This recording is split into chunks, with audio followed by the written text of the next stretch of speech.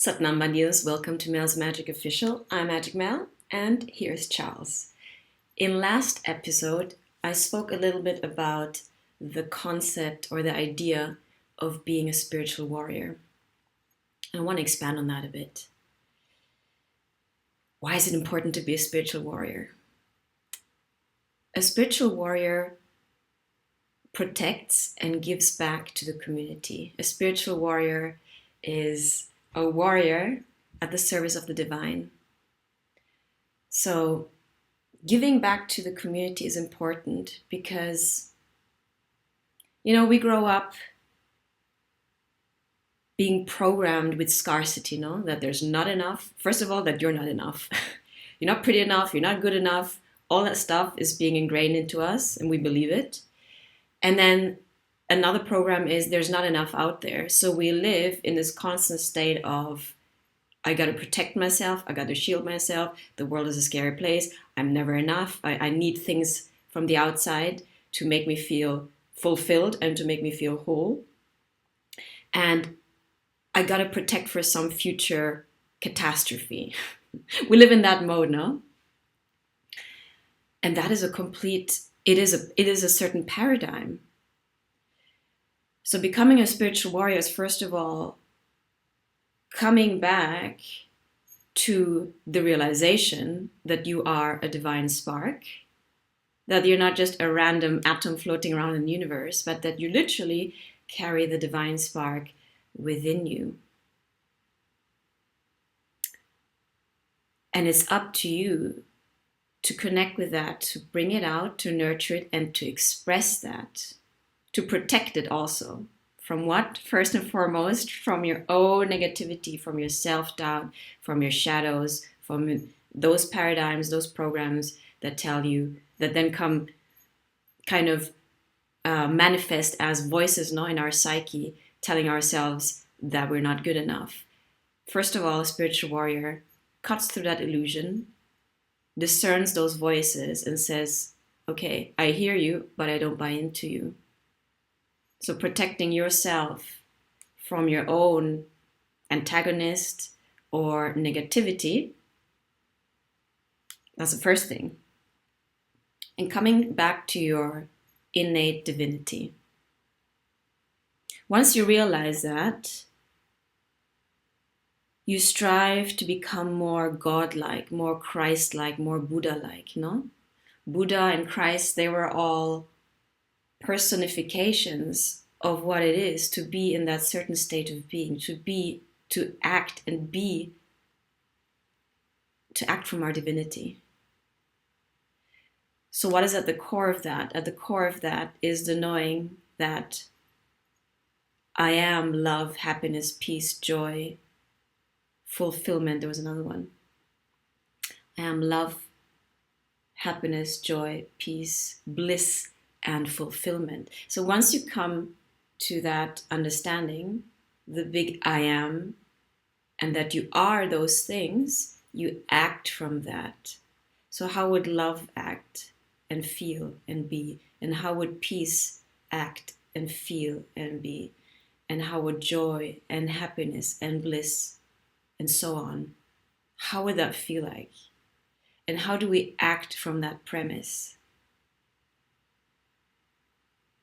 When we act from that central notion, we become more divine. We act as divine beings. And as divine beings, we give. Because what does the Creator do? What does God, I call him Mahadev, the gods of gods, do? God gives. God creates and is a giving, a loving force.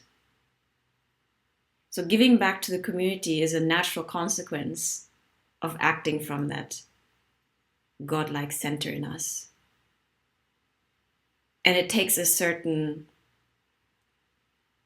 warriordom, to make that constant discernment of what is godlike and what is illusion within you first.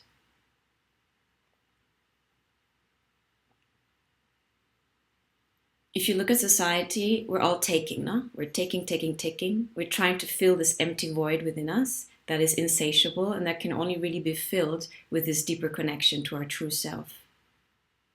Haven't you not felt this gnawing void, that emptiness in the pit of your stomach, a lack of self-love, a lack of self-worth, a lack of self-esteem,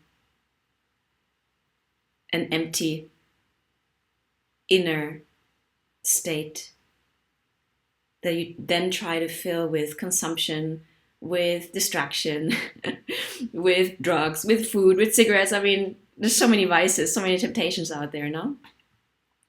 We've been there.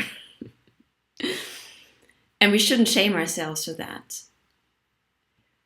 But really using our discernment of, okay,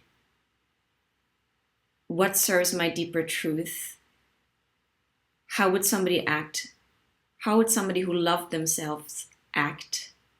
Does this substance or next dopamine hit really satisfy my deeper longing? What is this deeper longing about anyway? When we start to ask ourselves those deeper questions, we're able to receive deeper answers, no? Because the answers are only as good as the questions we ask ourselves. So the spiritual warrior cultivates a clear mind that is able to discern, a meditative and objective mind, a neutral mind that is able to discern the negative mind, the positive mind, and all our psychological aspects, all our internal voices.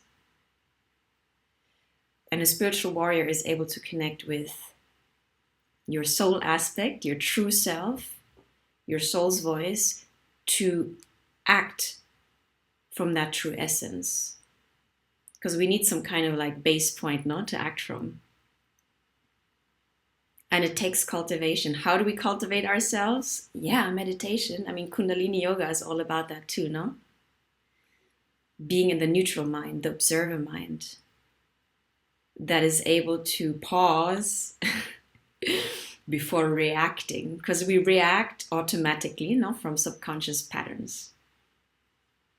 But if you're able to pause, then there's a moment of choice, reacting from the old pattern or choosing a different behavior, a different response, without shame and condemnation.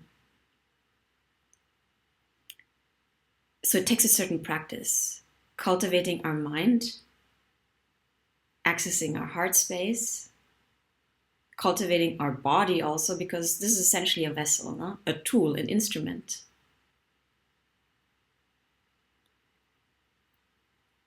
We are vibration and we're multidimensional beings. So we as human beings, we act like antennas. The divine frequency, the infinite power source is just there. But are we able to receive that energy and hold that energy? It depends on the state of our vessel. If we're blocked with negativity and unconscious patterns, we're not able to receive high voltage. I mean, look at it as voltage, no? If you only have a certain capacity, you can like inject as much electricity as you want, but I mean, if you don't have the capacity, it's going to explode, no? So we want to build our vessel, our nervous system, our mind, to such a degree that we can hold larger amounts of energy and be conduits, be channels for that energy, that divine cosmic energy.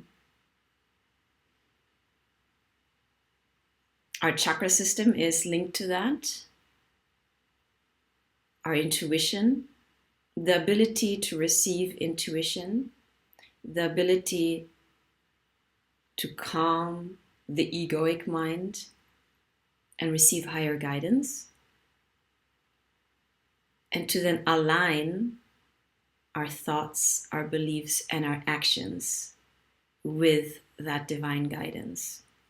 Acting from alignment, from what feels true for you.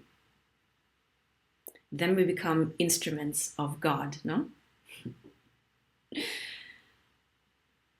And as instruments of God, we need to surrender a lot. Our need for certainty, because the divine will can guide us, can pivot us at any moment, no? So being able to let go of our small mind or our small mind's projections, plans, wants, and be able to say, I bow to you, I humble myself, and I will go where you want me to go. Flow like water in that sense. So it takes cultivation, discipline, discernment, and the humility to surrender to something larger, trusting also that there is order in the so-called chaos, especially what we see nowadays in the world now.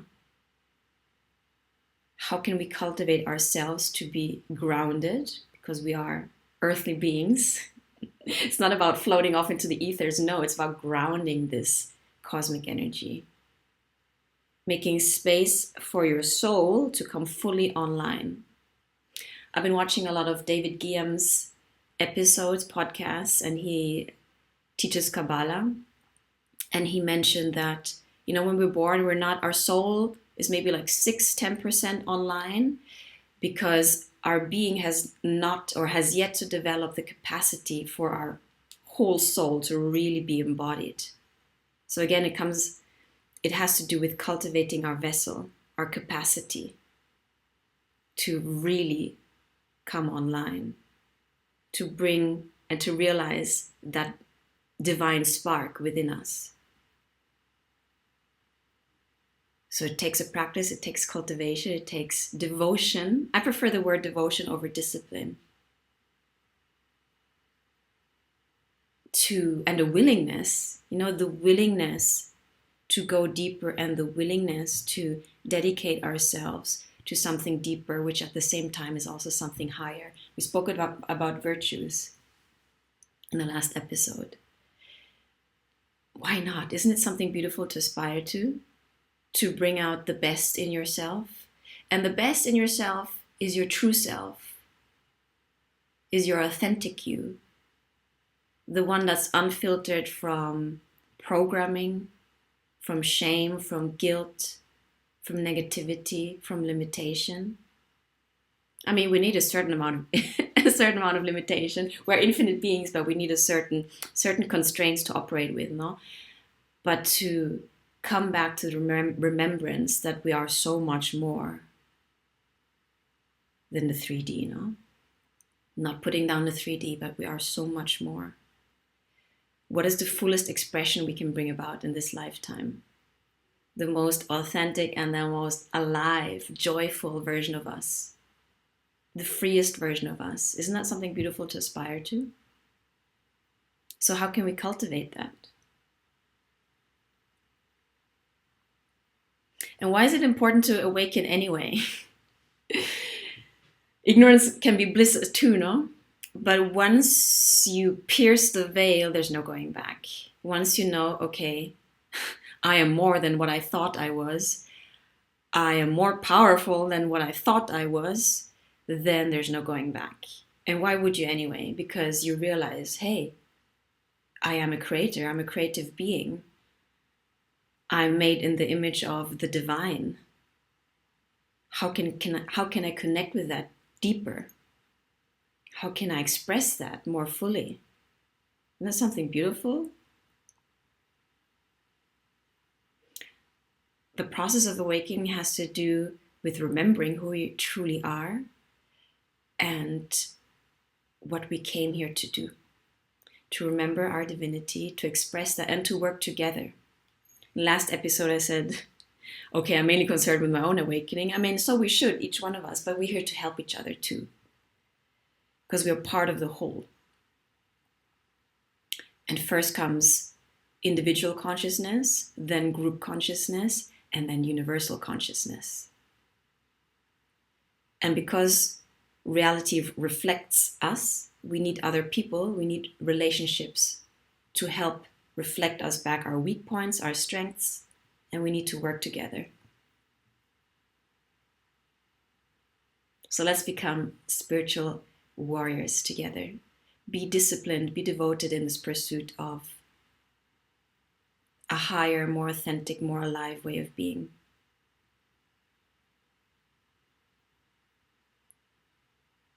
To awaken to our divine powers, to awaken to the capacity of our mind. Remember, we're made now in the image of God. So we have the faculty of imagination and the power of speech. In the beginning was the word.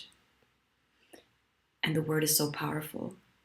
What we speak into reality is like casting spells. I used to make myself so sick with negative self-talk. Literally, I used my own power to self-destruct. And once I became aware of that, I'm like, oh my God, okay, if I made myself ill with my speech, then I can heal myself with my speech. So what are you telling yourself on a daily basis? How do you speak to yourself? That's crucial.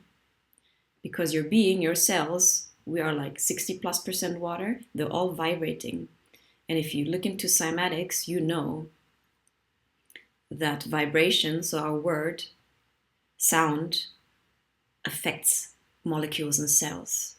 The beauty of nowadays is that science is meeting spirituality, finally. So it's not just woo-woo, what they say woo-woo. It's not just spiritual theory. It's a reality. So how can we work with that? The power of your word. Today I realized, talking about unconscious patterns, that I had a subconscious way of reacting to my mom. Just like snap. Before I even realized it, snap at her. And I saw it hurt her. And I'm like, whoa, wait a moment. The theme of my day today, I like to give my day's themes, was observation and moderation. So I paused. I realized what was happening. And I looked at it and I said, this is not necessary, Melanie. Why you're doing this? Self-correct. I apologized. And I told her, I want to change. I'm going to change that. Power of my speech, how we can hurt people unconsciously. But I realized instead of spiraling into shame or self-condemnation, I just accepted it. The guilt is there to self-correct, not to auto-correct. Accept it. Don't shame yourself, but make a correction. Change your attitude, change your behavior. So becoming aware of our subconscious patterns is a big thing because we want to act consciously. We want to be conscious creators. We want to aim to become conscious of our shadow so we don't project it en masse, so it doesn't become this dark monster that's out of control. But we want to integrate our subconscious patterns, our fear, our shame. Integrate meaning holding in loving awareness and choosing from a higher perspective. And what's that higher perspective? Your base camp, the I am, love, happiness, joy, peace, bliss, and fulfillment. I am is the ultimate. And whatever you put after I am is truth. Whether you tell yourself, I am terrible, I am great, I am wonderful. Whatever you tell yourself is fact. You yourself, your cells will believe that. So be aware, become aware. And you have the power to create, you have the power to destroy. And within creation is always some amount of destruction, no? But at least, what is the bigger picture?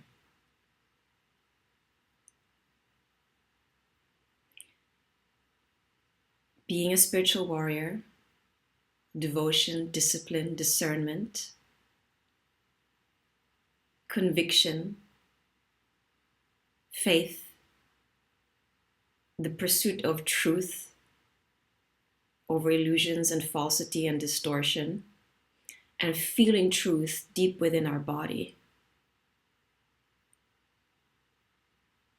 Truth has a certain resonance, no? I mean, I'm sure you came across somebody or something, they said something and you're just like, that's it. I feel the truth within me.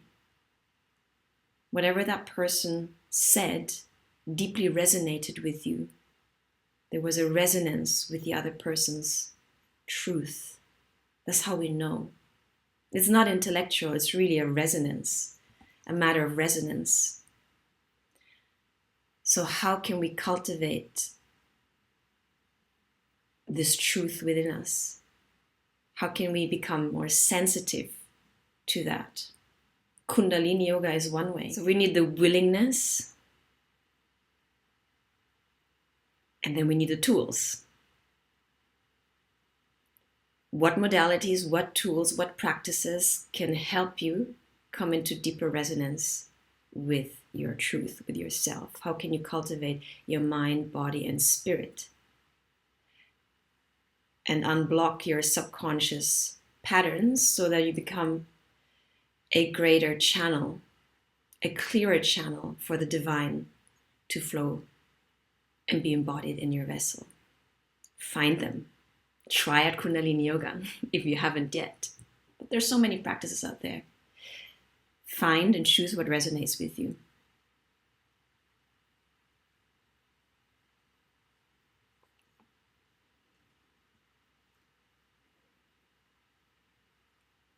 In last episode, I also said, what is the deeper meaning of us being here? Why are we even here? And almost dismissively I said, apart from the daily grind. Well, how about being so integral, living in such integrity that your entire life, your daily tasks, your mundane tasks, the way you live, the way you express yourself, your home, reflects what you hold true inside, as within, so without. How can we align our daily actions with what we feel is true for us? How can we have the courage to live in such a way that reflects our true being? If we do that, then we live an integral life, and then everything becomes sacred. Whether it's making a cup of tea, whether you need to go shopping, the way you communicate with your mom, everything becomes an act of devotion and an opportunity to practice these virtues and this way of being, the I am, love, joy, happiness, peace, bliss, and fulfillment. How would a Christ-like, Buddha-like, a divine spark act, think, behave? What would you create if you're really in tune with your intuition and if you really have your soul online? It's probably unimaginable because sometimes we have an idea of how we want to express ourselves, but then the inspiration from above sends us in a different direction. So again, the ability and the humility to be guided to wherever the divine needs us or however the divine within us wants to be expressed. And that will probably be more magnificent and more beautiful than we can even imagine. Heaven here on earth. You know, heaven is a frequency. We think heaven is somewhere up there. Okay, maybe in terms of frequency it's up there, but it's right in front of us. We just need to change our perception. I sometimes say, put on your goggles, put on your spectacles of joy and of awe, as if you were like a little kid. That little kid is still inside you. And look at the world with awe and amazement. And shake yourself free from the dust of adulthood and remember everything is a miracle. When you don't believe in miracles, look at yourself in the mirror. I mean, it's a miracle that you're alive, no? Everything can be a miracle. Miracles are actually the natural state of affairs, but we need to tune into that and allow them to come about and perceive them. So how can we tune into that frequency, embody that frequency, and then act out from that embodied frequency? We need to cultivate our vessel.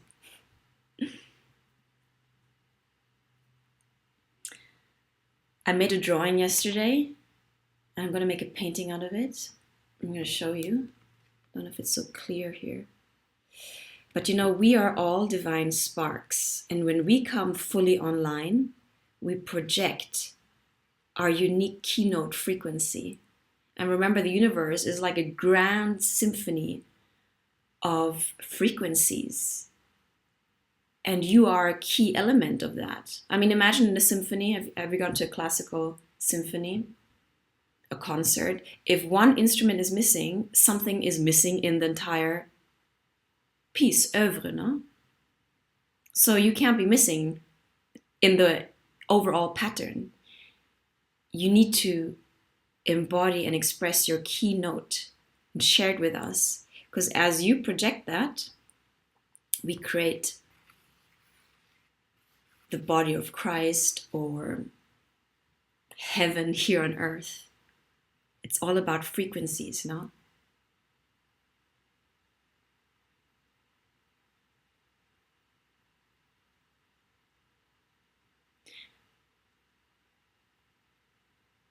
A more beautiful world our hearts know is possible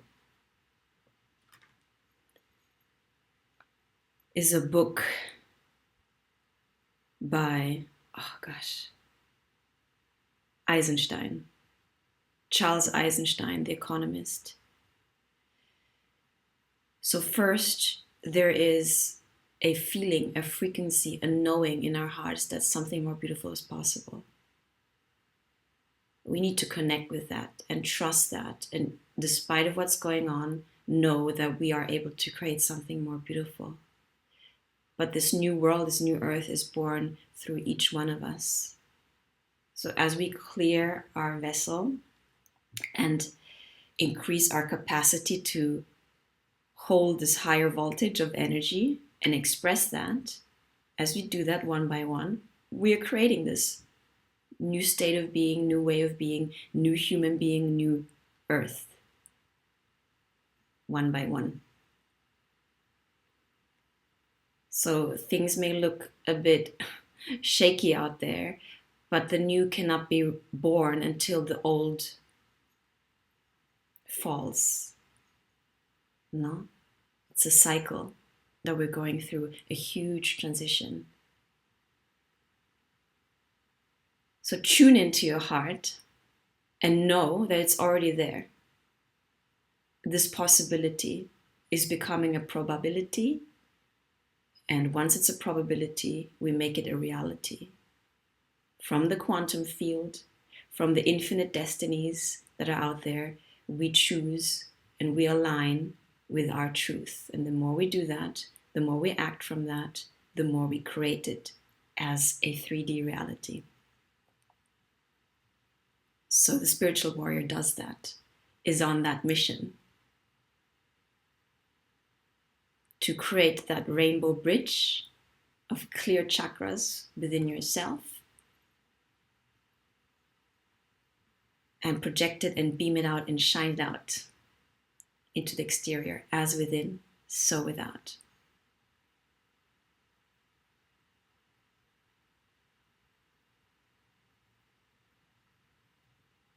I mean, just speaking about it, it already feels beautiful, in my heart at least. So how about you connect with that, even if it's just a possibility, and see how that feels. And let it guide you, step by step, moment by moment.